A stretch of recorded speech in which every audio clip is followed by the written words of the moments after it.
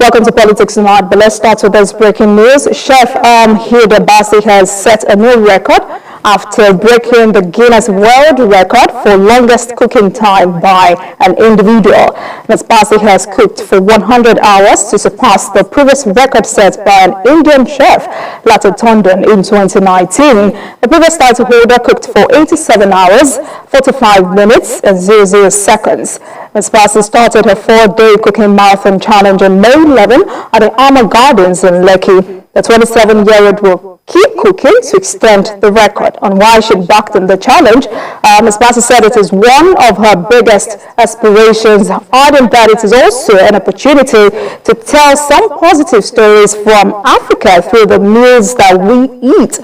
The quest to make history has generated so much buzz among Nigerians who are still rallying support for her, both on social media and at the venue of the Cookathon Armour Gardens in Lekki, Lagos State. Of course, many dignitaries, including the President Muhammadu Buhari, his Vice Professor Yemi Osinbajo, President-elect Bola Ahmed Tinubu, former Vice President Atiku Abubakar, former Governor of Anambra State Peter Obi, Governors Babajide Sanwo-Olu and Governor Dapo Abiodun have shown support for Ms. Bassi's quest and lauded her resilience and grit. For more on this feed by this Nigerian chef, TVC News Theophilus Elena joins us live from the venue of the event. Hello, Theophilus.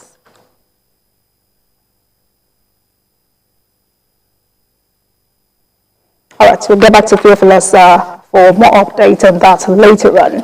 All right, welcome to Politics Tonight, where we dig and go beyond the headlines from the analysis of major political stories in Nigeria. I am Olajumoke Olatunji.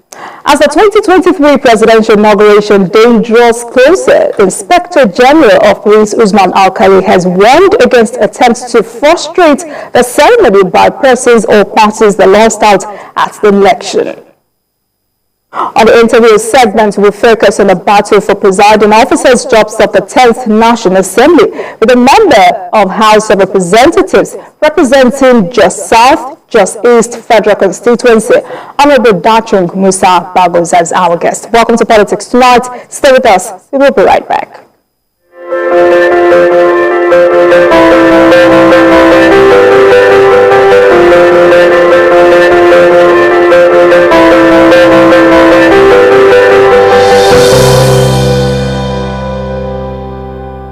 Thank you for joining us again. Now let's move to some stories. The Inspector General of Police, Usman Alkali, has warned against attempts to frustrate the presidential inauguration ceremony by persons or parties that lost out at the presidential election. The IGP says some political actors are bent on using extrajudicial means to advance their interest in a manner that questions their overall intention. Sifan Asen reports. Preparations are in top gear for the presidential inauguration ceremony scheduled for May the 29th. But with the preparations come the concern by the police authorities over the activities of persons or political parties over the transition program. It has been observed that some major political actors that the outcome did not favor have been issuing public threats that are directed at instigating actions to frustrate the presidential inauguration ceremony on the 29th of May. He says such actions are capable of truncating the democratic process and causing chaos. We will defend our democracy at all cost. The 29th May 2023 date for the swearing-in ceremony of the President-elect of the Federal Republic of Nigeria and indeed other inauguration ceremonies at national and state level is sacrosanct. We shall undertake this task optimally and manifestly.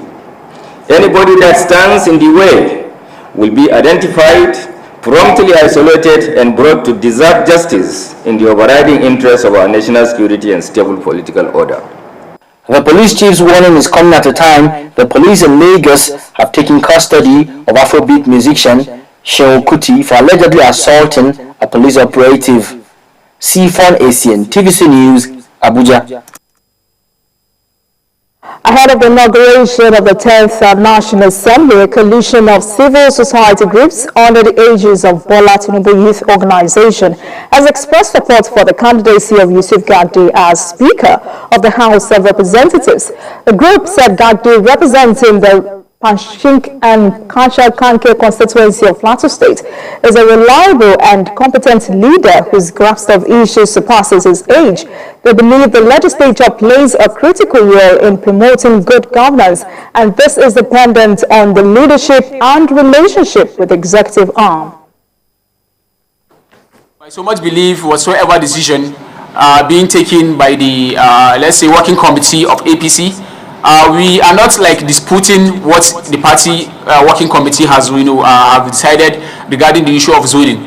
But all we are asking them to do is that they should consider those representatives from North Central, because it has been so long that someone from North Central has taken such seat of power in the legislative arm of the government. It's a great opportunity for the youths to get representation, because when you look at the structure of the zoning, the current arrangement, it doesn't really favor our youths, and it's high time we have the representation and someone with a positive impact, so that we will have a good reflection of the youths, because this is what we need at the current time, especially if you look at the movement towards the election.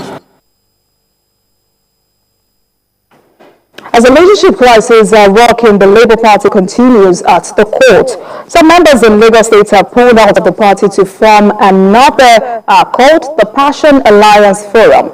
The group members say they are not pleased with the way the party is being handled in Lagos. The leader and chairman of the Passion Alliance Forum, Olukayode Salako, said operations in the party is not futuristic, hence the need to come together to create another entity. He described the alliance as the latest revolutionary political reality in the states.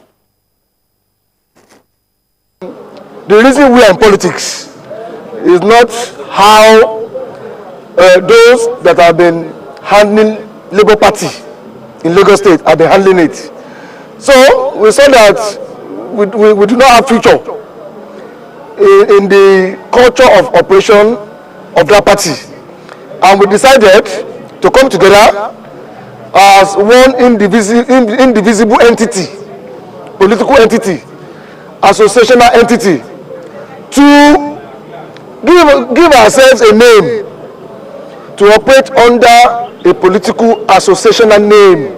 So we are moving away from here as members of PANFO into another political party with this identity name, this political identity name, Passion Alliance Forum, PAMFO. That is how we want to be operating. All right, let's take a short break, and when we return, it will be time to speak with our guest of the day, who is the member of House of Representatives representing Just South, Just East Federal Constituency, Honorable Dachung Musa Bagos, for discussion on the battle for presiding officers' jobs of the 10th National Assembly. Please stay with us.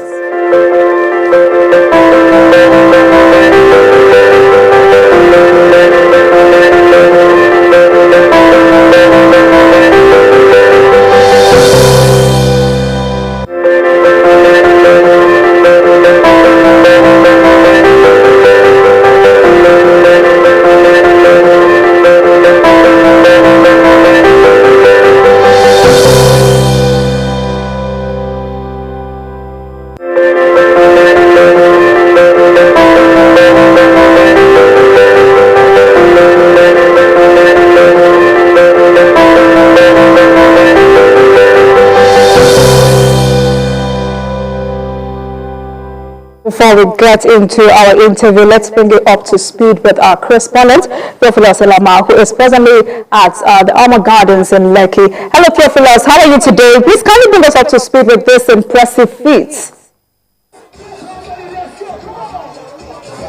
Well, Jubi, it's been a dramatic day today. Quite thrilling, quite enjoyable this whole day. 4 days, and Hilda Bassi has been cooking. She has shattered all records. Now she has gone 100 hours cooking straight standing, and now she has decided to increase it by 40 minutes. So it means that she's 100 hours and 40 minutes. Do the math, of course. She has attained that, shattering every record there is for the longest cooking marathon in the world. That's the Guinness Book of Records. So everybody's happy for her. Everybody has been turning up for her. It's been one experience over the other. She has gone through so many emotions now, that of tiredness, that of anger, fear, and the likes. But the crowd you see here has been the force, the driving force towards ensuring that she stays the course and ensures that she attains the 100-hour mark. Of course, that's what she has attained. If you can see the board here, it's still counting. But she has attained the 100-hour mark, shattering all other records in the cooking contest. That's when it comes to the Guinness Book of Records.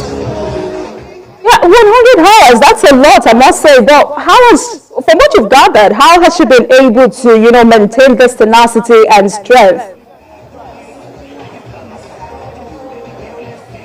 Well, it has to do with the staying power, her will to do something, because she has been preparing for this for 5 years.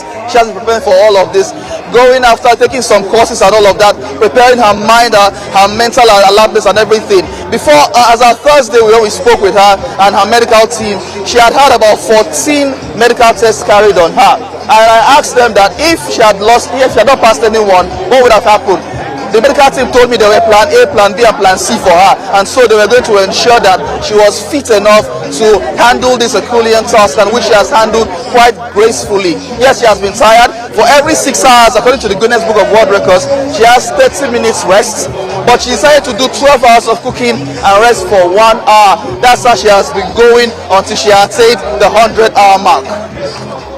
All right, congratulations to Hilda Bassi, and thank you very much, Theophilus, for bringing us up to speed with that very wonderful feat. Thank you very much.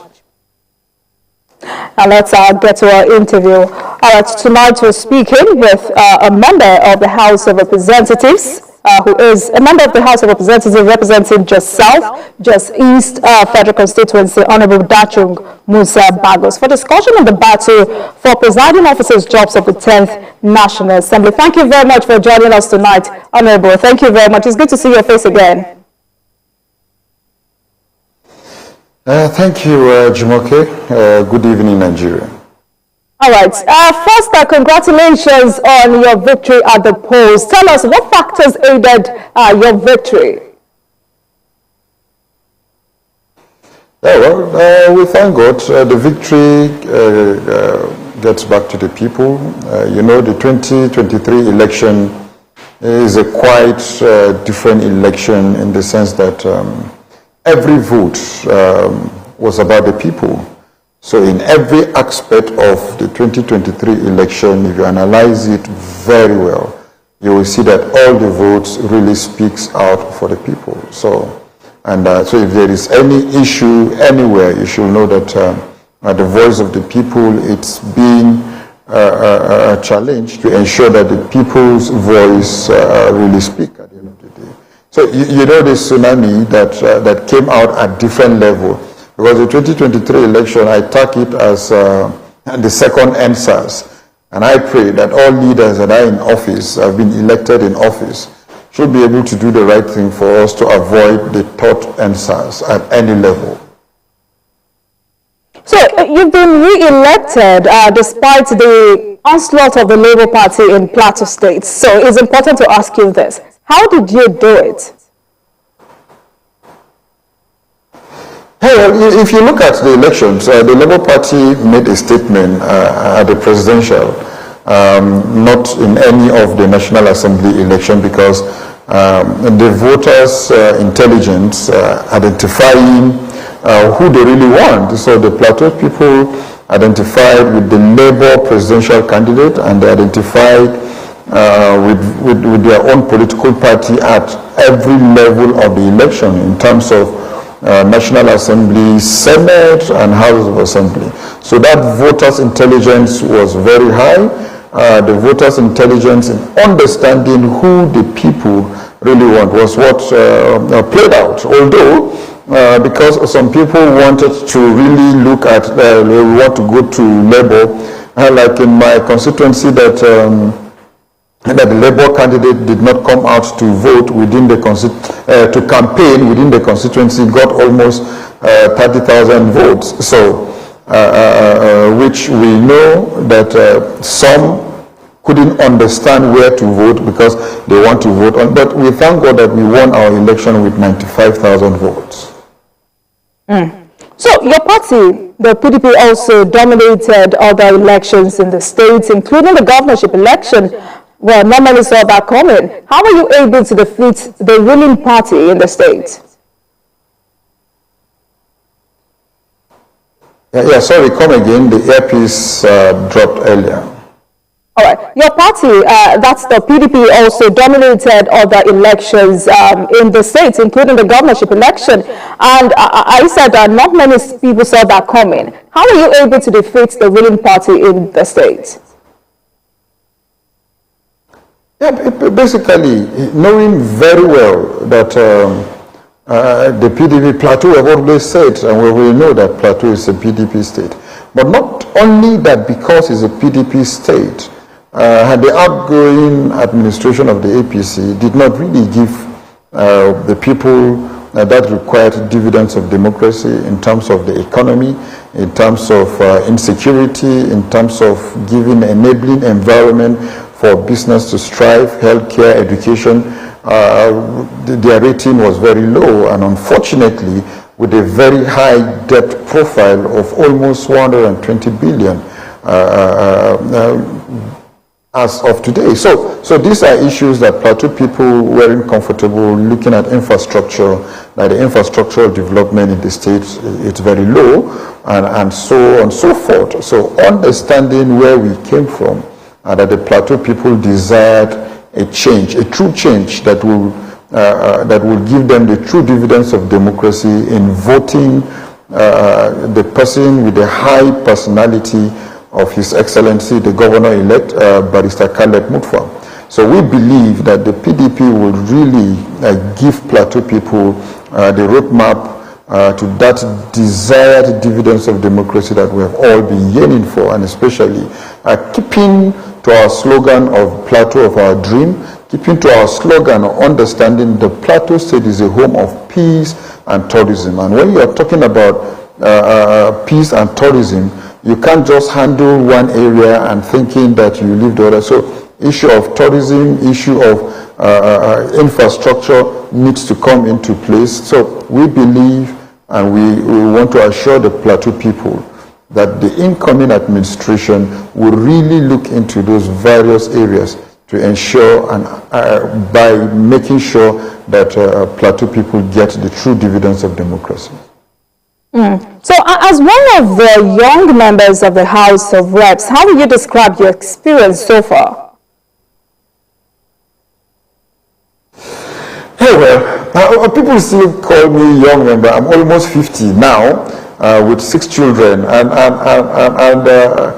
we have a lot of, with this administration, with this new election, we have a lot of young and younger people in the 10th National Assembly. But again, like I always say, that for you to be able to strive as a young person in every area, for you to be able to shake hands with elders, humility and loyalty need to come into place. It's not about how intelligent you are, it's not about what you know, but it's about loyalty and humility to be able to learn the process. The National Assembly is a very sacred assembly that it's enshrined within the Constitution. So it's about networking and understanding the tenets of the assembly and understanding how to be able to network to ensure that your people get the dividends of democracy in terms of lawmaking, in terms of constituency outreach, and again, your ability to go out for oversight to ensure that what is enshrined in the budget for your people truly gets to your people. So in the past 3 years, what has really guided me, it's our sense of humility among the young ones to be able to learn from leaders ranking. In the National Assembly, we have someone that has been in the National Assembly from 1999. And knowing to the fact that we have 5th-timers, 3rd-timers, 2nd-timers, the ranking is very key in legislative business, even worldwide. So networking and learning from them is very, very key. Because if you want to go far, humble yourself. If you want to see far as well, be loyal. So, I mean, the 10th National Assembly will be inaugurated in a few weeks from now. Well, I would like you to give us your assessment of the outgoing House of Representatives. Yeah, it's fair in the sense that we have been able to achieve that which Nigerian people, especially through the electoral process. The constitutional amendment is ongoing, but looking at some of the major bills that have been in the Assembly for over 10 to 15 years that has not been able to pass, especially in terms of the PIA, in terms of electoral amendment, which since 2010 now we have the 2022 Amendment Act of the Electoral. So this has really understood the unity within the 9th National Assembly. Not that we don't have our own misunderstanding or on certain issues, but our ability to be able to come together to get these things done, it's very key. It's very key. As opposition, we have our own issues. As oppositions, we wish that 1 or 2 of those issues could have been done in a different way. But the most important thing, collectively, what we need to bring to the book for Nigerians is one of the major key. Our issues from the opposition aspect, especially in the 9th National Assembly, has been the issue of the debt profile of the country in terms of borrowing, the issues that we have in terms of tackling insecurity in the country, the issues that we've had in terms of be it the school feeding, and in terms of the issues of some of the intervention social packages that look, all those funds that have been spent, that have been appropriated, what is the impact so far? So these are issues from the opposition parties and opposition members. But by and large, us coming together to ensure that the nitty-gritty, to ensure that Nigeria running the country did not stop for 1 minute. So that has been one of the cardinal areas that we've been able to have a cordial relationship among ourselves. So before we talk about your people, quickly, let me also get your reaction to why you think many Nigerians call the 9th National Assembly rubber stamp. Yeah, well, from the opposition perspective and from the opposition, we have always said it as it is. And you know, everything about politics and interest is all about numbers. We will always have our voice heard, but the numbers will always have their way. So if the numbers have their way on some certain issues, it doesn't mean that us from the opposition did not voice out. We have voiced out on many issues. I can tell you that there are even some resolutions that did not pass on the floor because the opposition was able to network with even members from the majority party to look at. This is not about party.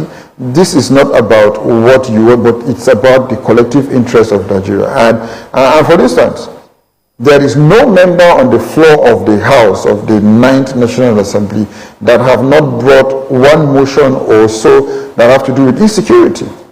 So collectively, we have challenged government, the executive on issue of insecurity across party lines. Collectively, we have summoned the president on the House to appear before the House. Collectively, we have called for the removal of service chiefs at a point in time. Collectively, we have queried some loan application requests by the executive. So collectively, we have been able to do so. So as opposition, our voice should and have always been heard. But if some certain areas that because of the majority have their way, doesn't mean that we are rubber stamp at all at any other point. At the end of the day, let dividends of democracy get to Nigerians. So, talking about the dividends of democracy, now, as a returning House member, what should your constituents expect from you this time? Sorry, can you come again? As a returning House member, what should your constituents expect from you this time? Yeah, the expectation is high. The expectation is high, I can tell you. Getting an overwhelming votes of 95,000, and out of those 95,000, there are dependents with a registered voters of over 300 and with a population of over 500,000. The expectation is very high. Coming from a cosmopolitan constituency with different tribes and religion and so on and so forth, representing the state capital, the expectation is very high. And we are doing all that we can to be able to step up from what we have been able to do in the last, in the 9th Assembly, thanking God that we came out as one of the top 5 overall with a high number of bills, legislation, and again in terms of reaching out to our constituents with our true constituency projects, in terms of reaching out to our constituents in human capital development, in terms of reaching out to our constituents in making sure that they know what is happening within the National Assembly, so that whenever there is a demand from our constituents, we'll be able to balance it. And you know, one of the major challenge that National Assembly members, legislators usually have, even from the state to the National Assembly, is that people don't count what you have been able to do in terms of lawmaking or motions. People want to see what you have brought to them on the table in terms of boreholes, in terms of roads, in terms of infrastructure, and so on and so forth. Unfortunately, the legislature have been turned to carry out to execute the activities of the executive. And that has pushed us to really interrogate what we have been able to appropriate to the executive in terms of healthcare, in terms of education, and in terms of infrastructure. And you know, with the high number of population we have as a people, if we don't start looking at industrializing this country, making sure that our budget has high component of ensuring that we have enabling environment for the executive to ensure that Nigeria is industrialized with the high number of population of youths we have in this country, I don't see anywhere and any government that can and will be able to absorb the number of youths that get into the labor market every day. For instance, congratulations to Chef Hilda. She has made her mark. In as much as she's a graduate, today she is celebrated worldwide. But not just the celebration that we are celebrating her. What is the enabling environment that government will be able to ensure that Chef Hilda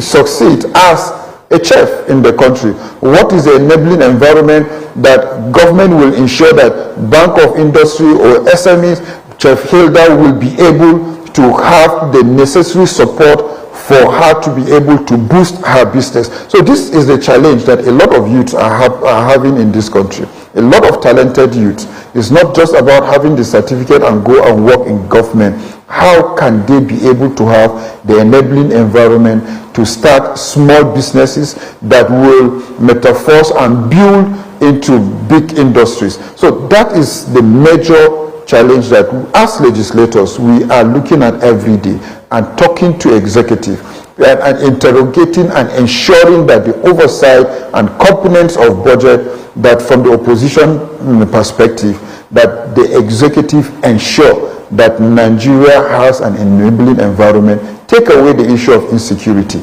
Look into the issue of power so that people will be able to say that, look, Nigeria has a conducive working environment, power is working, the healthcare system is there, we'll be able to reduce health tourism. So these are a lot of issues that the executive need to look into. But without effective oversight from the National Assembly, without the effective oversight ensuring that the ruling party of parliamentarians needs to understand that it's not just what we are talking from the opposition perspective, but ensuring that Nigerians feel the dividends of democracy.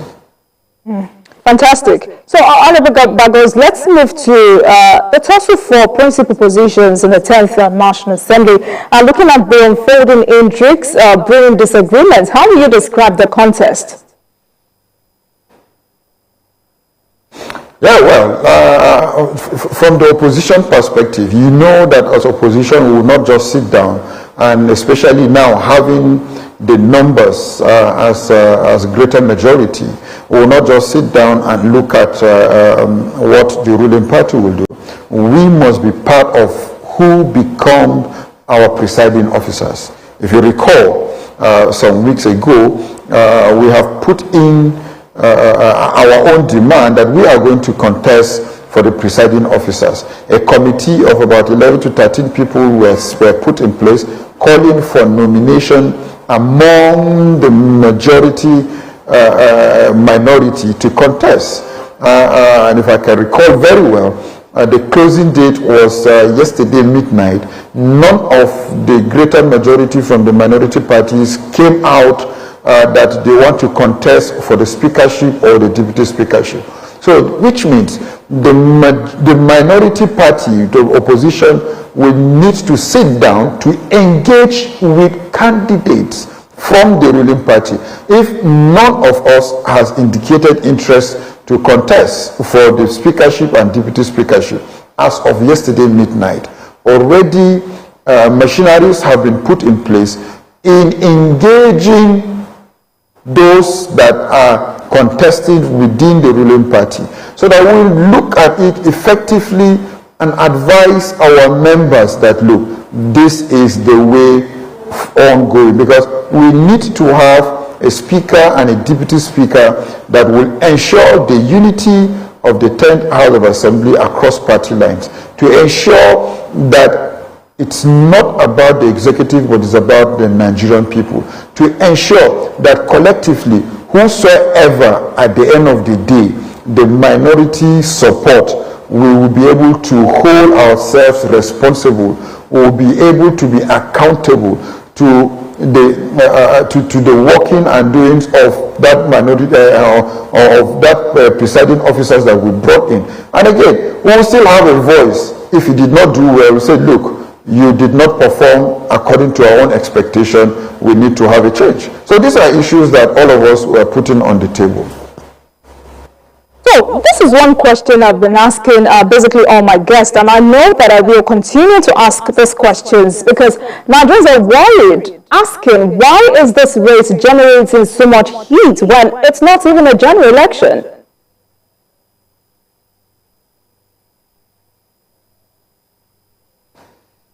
Yeah, okay, well, you mean why is the issue of the presiding officer generating so much heat? So much heat when it is not a general election.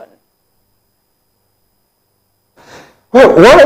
You see, the National Assembly is a miniature Nigeria, is a small Nigeria. We are 360 representing over 200 million Nigerians, more than that. So the tension that you will see or you will find in trying to bring out our presiding officers is not about us, but it's about the people we represent. So we are the voice of the people. So whosoever will come in as the speaker, it is not just being the speaker, that the presiding officer will be the presiding officer of over 200 million Nigerians in terms of lawmaking, in terms of bringing the dividends of democracy to the people. So that is why you feel that tension of as if it's the general election. And again, why this time is different, the greater majority which we represent as opposition from the minority party. Why it is different, now you are having 7 parties as part of the minority, and again 182. It clearly reflects the votes that came out during general election. APC got about 8 million votes. PDP got about 7 million, and Labour Party got 6 million counting. So if you check the vote of Labour Party, PDP, and other ANPP and so, you will get about 13 million votes. 13 million votes. And that of APC is just 8 million. So that 30 million votes represents the greater majority of Nigeria. So the tension will come more from the minority parties because that is where the majority of Nigerians push out their voice. And that's why I always say that, look, the APC administration should look at, why they will always have pressure is that they are not the majority. They are the minority in terms of vote. The vote we have as majority is the votes that came out of the minority parties, 30 million people against 8 million people. So the APC government and administration should ensure that the dividends of democracy gets to 30 million people, not 8 million people that they got. All right, so I've been speaking with Honorable Dachung, Musa, Bagos tonight. We're discussing the battle for presiding officers' jobs of the 10th National Assembly from different perspectives. We'll take a break and I'll be right back. Please stay with us.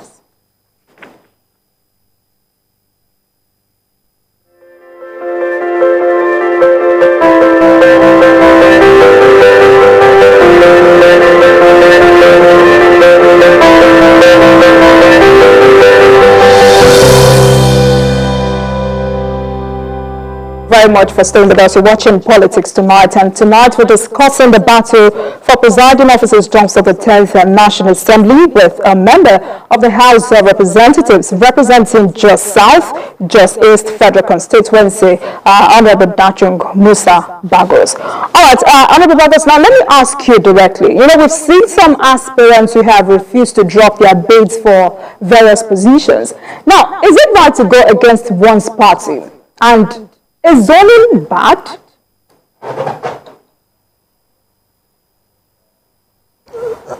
That what? Please, you have to pardon me that I need to ask you to repeat that question. We have seen some aspirants who have refused to drop their bids for various positions. So I'm asking you directly, is it right to go against one's party, and is zoning bad?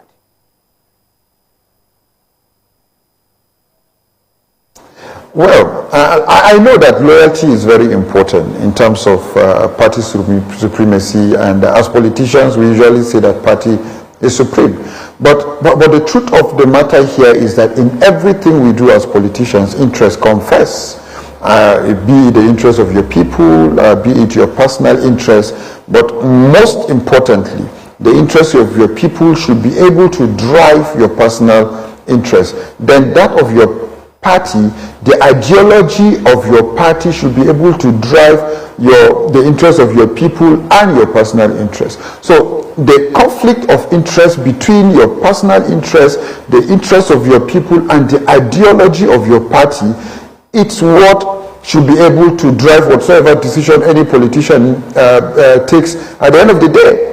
So if a politician did not follow what his party says, meaning maybe his personal interest and the ideology of the party and the interest of his people did not tally together. So, but that doesn't mean that the person is not a party person, but it means that give and take needs to come into a certain level in understanding which interest takes it takes superior over another interest.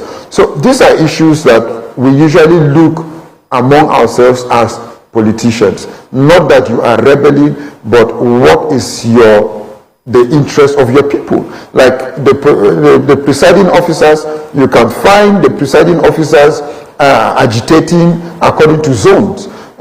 People from North Central are saying that, well, North Central, we have never produced a speaker, and so it is not about the individual, but it's about the interest of the people. You will now find out that they are talking about Northwest. Northwest, you have done speakers severally, but it is not about the interest of the people, but the interest of that very zone.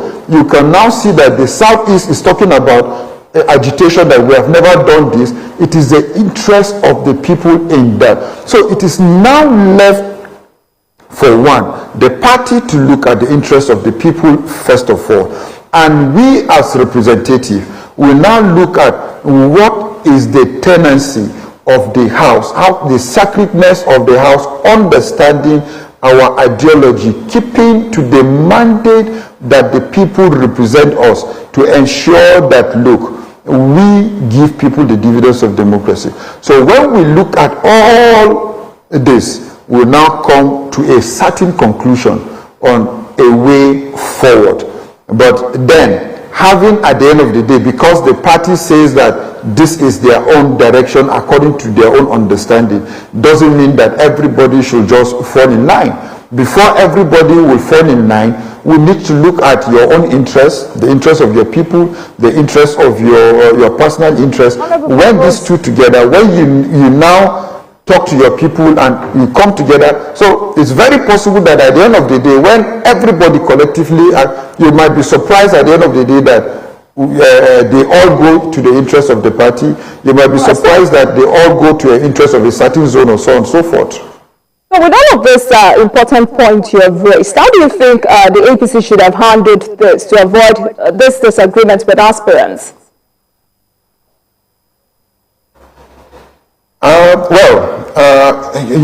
To me, looking at what the APC did, they did not carry out proper consultation, and not minding the numbers of the opposition, not again taking the interests of every zone. There could have been proper consultation before any other announcement by any for zoning, any other political whatsoever interest they might have had. Well, we don't know the criteria they had used, but the tension we are having at the moment sincerely could have been avoided.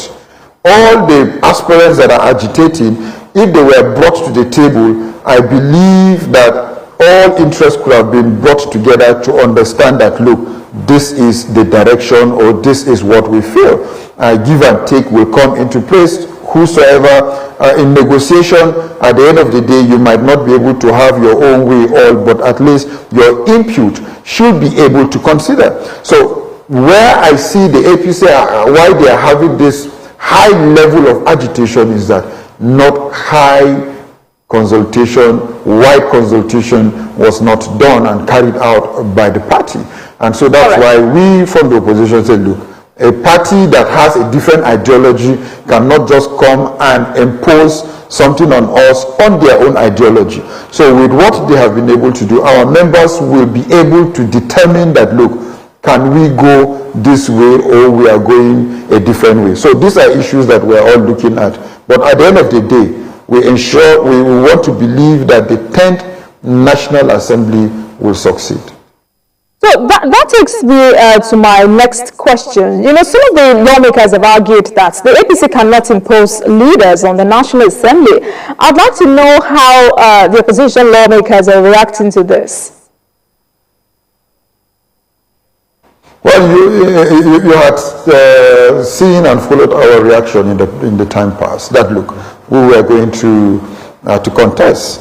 But like I said again, as of yesterday night, the closing date for the nomination, none of the opposition members came out to indicate interest to contest for any other position. So we have moved into Plan B to look at the various candidates among the ruling party who has the same ideology with us, who at the end of the day will be able to key into the interests of our own people, and again, who will be able to keep to the tenacity of the House.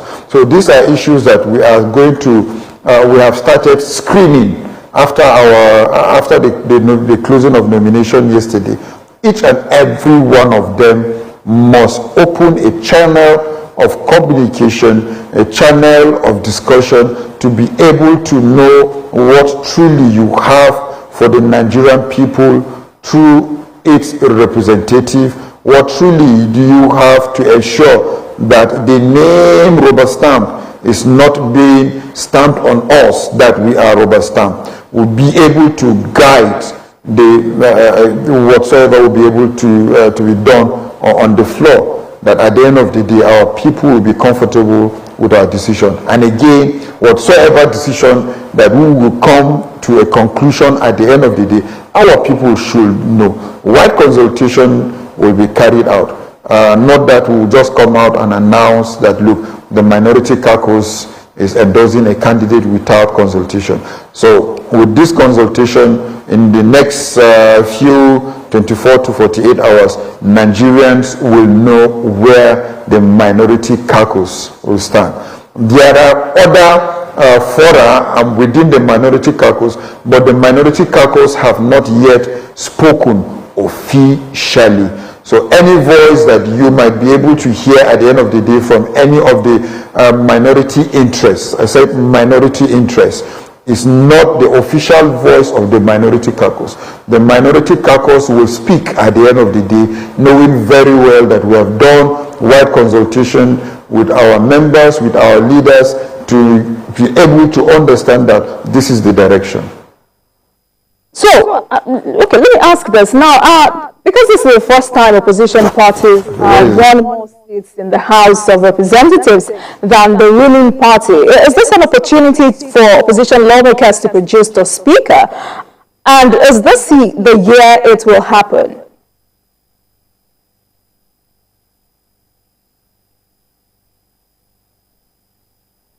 Honorable Bagos, if you can hear me. All right, we've been speaking with a member of the House of Representatives representing just South, just East Federal Constituency, Honorable Dachung Musa Bagos, for discussion on the battle for presiding officer's job of the 10th National Assembly. And tonight we've discussed a lot, looking at this from different perspectives. So once again, I asked that this is the first time opposition parties have won more seats in the House of Reps than the ruling party. Is this an opportunity for opposition lawmakers to produce the speaker? And is this the year that will happen?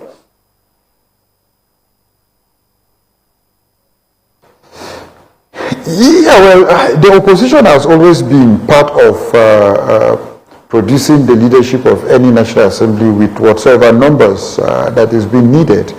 But again, knowing that you must be able to get the required numbers from the simple majority if there are two people that are contesting. So with the numbers that we have, yes, we should be able to determine who becomes the Speaker of the 10th House of Representatives, be it from the APC. But as it stands from today, officially, and as the spokesperson of the minority caucus, as it stands today, no minority caucus member is contesting for the speakership and the deputy speakership of the House of Representatives, because none of our members came out to show interest. But then we will still be part of who become the Speaker of the 10th House of Representatives in terms of screening, in terms of looking at all the members that have come out to contest. And at the end of the day, Nigerians will know who the 10th House of Representatives will be supporting for the speakership. All right. All right then. So again, some analysts are of the view that the race for the Senate presidency is less rancorous than the Speaker of House of Reps. Why is this? Well, we can't compare 360 against 109.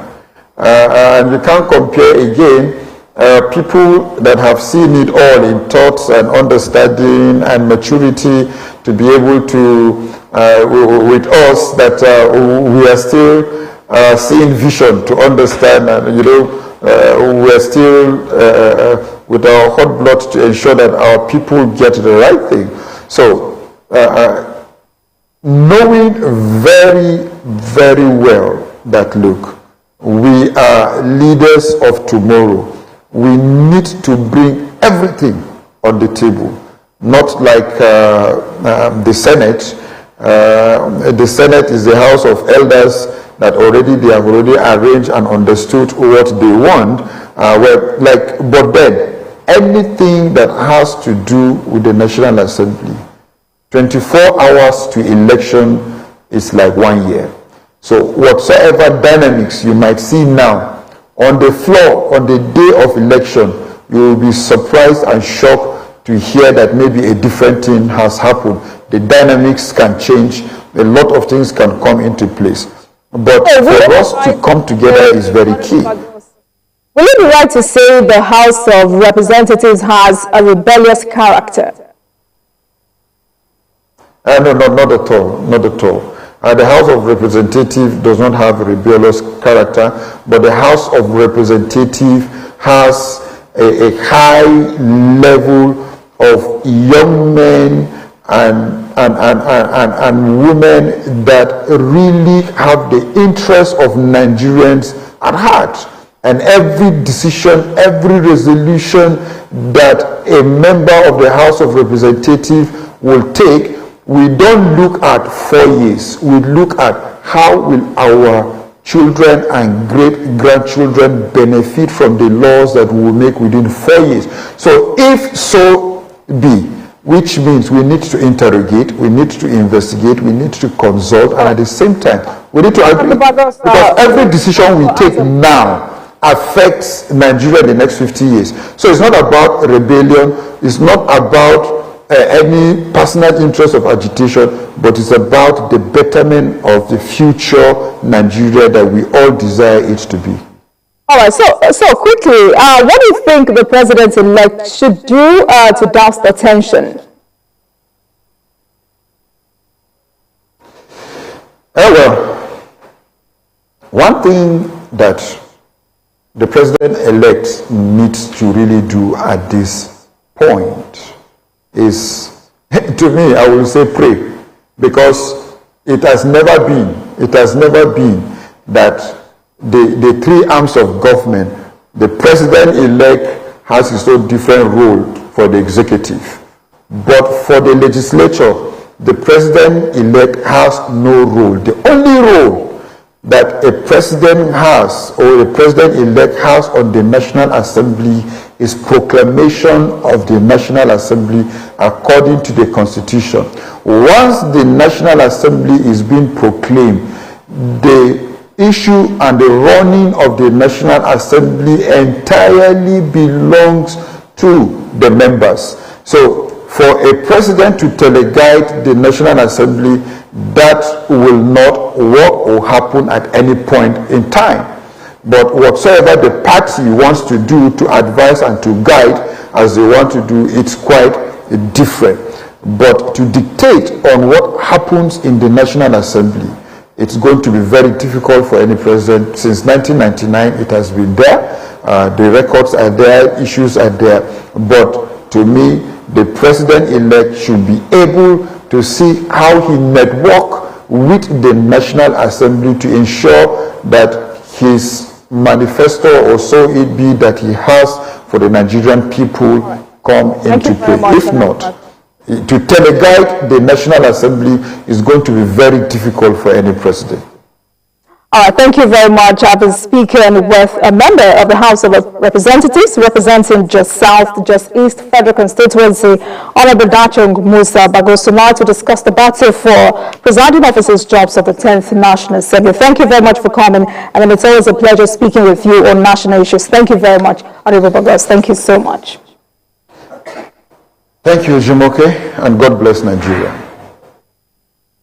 And thank you very much for watching. That marks the end of today's episode of Politics Tonight. But the conversation continues from here. Get in touch with us on Twitter at TVC News NG and at Olajumoke using the hashtag Politics Tonight. We are also on YouTube at youtube.com/TVC News Nigeria. I am Olajumoke Olatiji. Goodbye.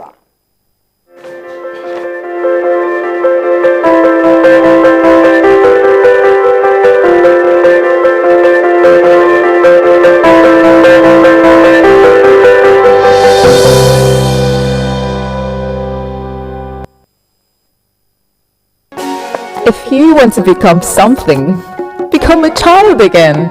Why be patient? If you must worry, then worry about winning. Why worry about germs?